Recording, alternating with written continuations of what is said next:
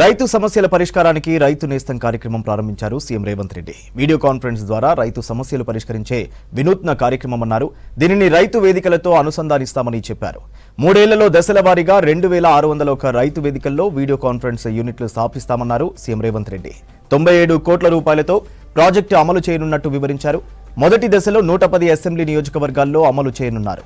దీనికోసం 4.07 కోట్ల నిధులను విడుదల చేసింది ప్రభుత్వం.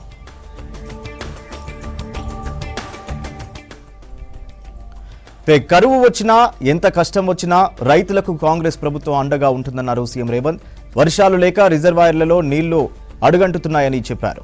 వచ్చే ఎండాకాలం నాటికి తాగునీటి కష్టాలు రాకుండా పగడ్బందీ చర్యలు తీసుకుంటున్నామని చెప్పారు. రైతులు ఎదుర్కొనే సమస్యలను రైతు నేస్తం ద్వారా పరిష్కరించుకోవచ్చన్నారు సీఎం రేవంత్ రెడ్డి.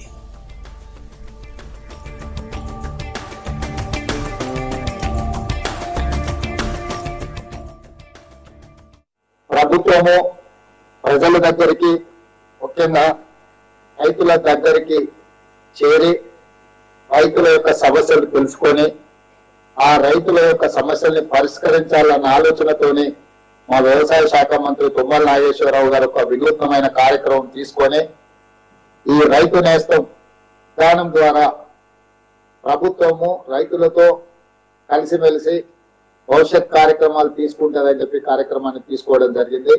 ఇందులో ప్రధాన ఉద్దేశము వ్యవసాయ కాలంలో రైతులకు వచ్చే సమస్యలను పూర్తిగా దృష్టిలో పెట్టుకొని మీకు సలహాలు సూచనలు ఇచ్చి సైంటిస్టులతో మీరు ఇంటరాక్ట్ అయ్యే విధంగా మీరు వేసే విత్తనాలు కావచ్చు, ఎరువులు కావచ్చు, మీరు పండించే పంట కావచ్చు, పంట తర్వాత అమ్ముకునే విధానంలో మార్కెట్ విధానం కావచ్చు, ప్రతి సందర్భంలో వ్యవసాయం దుక్కి దున్నే కాడ నుంచి మొదలు పెడితే పంట ఇంటికి వచ్చే వరకు ఒక మంచి కార్యక్రమం ద్వారా రైతులకు ఎక్కడ ఇబ్బంది జరగకుండా రైతులకు అండగా నిలబడి మీరు పండించిన పంట కూడా లాభసాటి ధర, గిట్టుబాటు ధరనే కాదు లాభసాటి ధర కూడా మీకు రావాలని ఇవ్వాలన్న ఆలోచనతో మా ప్రభుత్వం ముందుకు వస్తుంది.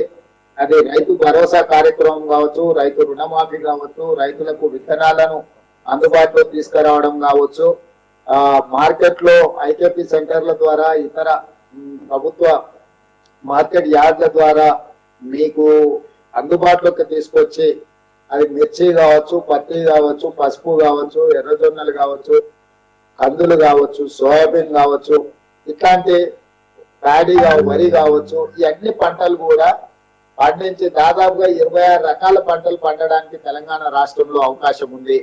కేవలం వరి పండించుకోవడమో లేకపోతే పత్తి మిర్చో వేయడానికి పరిమితం కాకుండా మనం మిగతా అంటే పంట మార్పిడి ద్వారా రైతుకు అధిక దిగుబడి రావడానికి అవకాశం ఉంది. వీటన్నిట్లలో కూడా మీకు అండగా నిలబడాలని తక్కువ నీళ్లతో తక్కువ పెట్టుబడితో ఎక్కువ పంట ఎక్కువ లాభాలు రైతులు చేకూరాలన్న ఆలోచనతోని కార్యక్రమాలన్నిటినీ మనం తీసుకోవడం జరిగింది.